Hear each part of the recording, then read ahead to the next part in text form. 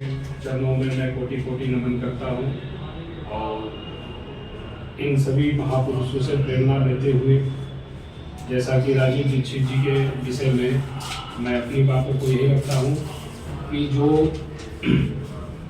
किसी भी प्रकार की कोई भी बीमारी जब होती है मुझे या किसी को, तो तुरंत मैं यूट्यूब पे सर्च करता हूँ कि इस बीमारी का उपचार और लिख देता हूँ राजीव दीक्षित।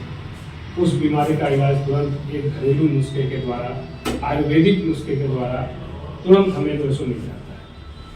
कई ऐसी बीमारियां हैं जो कि मुझे डॉक्टर के पास जाने की जरूरत नहीं पड़ती है और केवल घर के ही प्रयोग से, आपके घर की रसोई में ही इतनी सारी सामग्रियां हैं कि आपको 90% बीमारियों का इलाज केवल आपके घर की रसोई की ही सामग्री से ही हो जाएगा। इस बात की जानकारी को प्रचार प्रसार करने वाले राजीव दीक्षित जी ही हैं और हम लोगों के बीच में ही उनकी कमी बहुत अनुभव होता है, खलता है, जो हम लोग के बीच में नहीं है।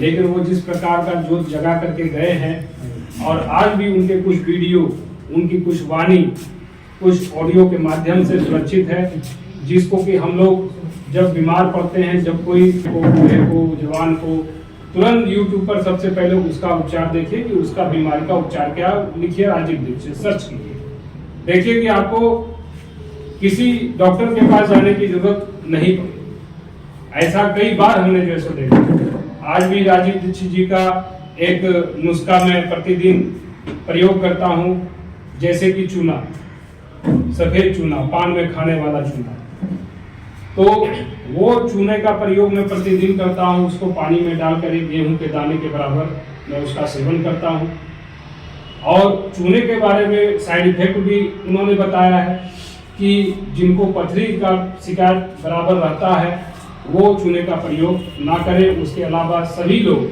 चूने का प्रयोग करते हैं तो 70 से 80 बीमारियों का इलाज केवल आपको चूने से ही हो जाता है। 3 महीना खाना है, 20 से 25 दिन छोड़ देना, फिर 3 महीना खाना है, फिर 20 से 25 दिन छोड़ देना। इस प्रकार से यदि आप लाइफ टाइम अगर खाते हैं तो आपके शरीर में कभी भी कैल्शियम की कमी नहीं होगी। ऐसी कई सारी ज्ञान के भंडार हैं जो कि मैं उतना बता नहीं पाऊंगा, उतना मुझे ज्ञान भी नहीं है इनके सामने। इनके सामने तो मैं 1% भी नहीं हूँ, कुछ भी नहीं हूँ, एक चींटी के भी बराबर नहीं हूँ।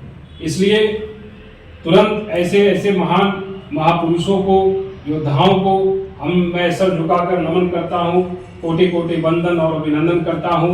इन्हीं शब्दों के साथ मैं अपनी वाणी को विराम भी देता हूँ।